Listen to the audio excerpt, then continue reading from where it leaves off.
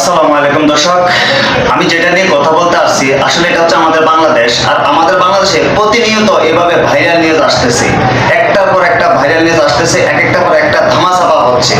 আমাদের দেশে যতটা ক্ষতি হোক না কেন, তার চেয়ে বেশি ভাইরাল নিউজে আরো মানুষের ধামাচাপা দিয়ে ওই ক্ষতিটাকে ভুলিয়ে নতুন আরেকটা নিউজ নিয়ে আসতেছে।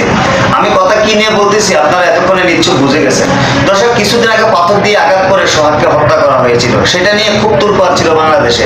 তারপর আসলে জামাতে ইসলাম নিয়ে। জামাতে ইসলাম আমির সাহেব যখন ঘুরে পড়ে যায়, তখন কিন্তু মানুষের ভাবমূর্তি ঘুরে যায় জামাত ইসলামের দিকে, কিন্তু সেটাকে এখন ভুলানোর জন্য চলে আসলো বিমান দুর্ঘটনা। আসলে এটা একটা দুঃখজনক দুর্ঘটনা দর্শক, এটা আসলে মানা যায় না। ছোট ছোট বাচ্চা শিশুরা যেভাবে মারা গিয়েছে, আগুনে পুড়ে মারা গিয়েছে, সেটা দেখে আসলে অনেকের চোখে পানি চলে আসছে।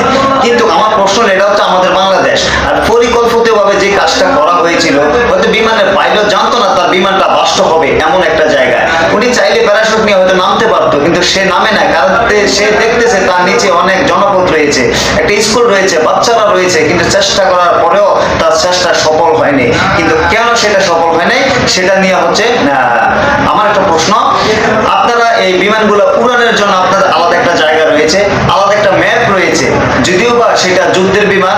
আপনার প্রশিক্ষণদাতা, আপনার প্রশিক্ষণ দেওয়ার জন্য বিমানটা নিয়ে আপনি সাগরের উপরে যেতে পারতেন, স্থলপথের মধ্যে যেতে পারতেন, আপনি বালুচরে যেতে পারতেন, বা যে কোনো একটা হিলটেক্স এলাকা যেখানে মানুষ বসবাস করে না সেই এলাকায় আপনি যেতে পারতেন। কিন্তু সেটা না করে আপনি একটা শহর উপরে, ঢাকা একটা রাজধানী, সেখানে আপনি বিমানটা নিয়ে গেছেন।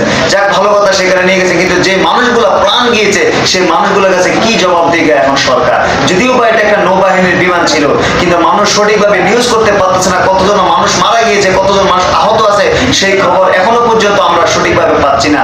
তার কারণ বাংলাদেশের ভাবমূর্তি এখন ঘুরে উল্টা দিকে চলে গেছে।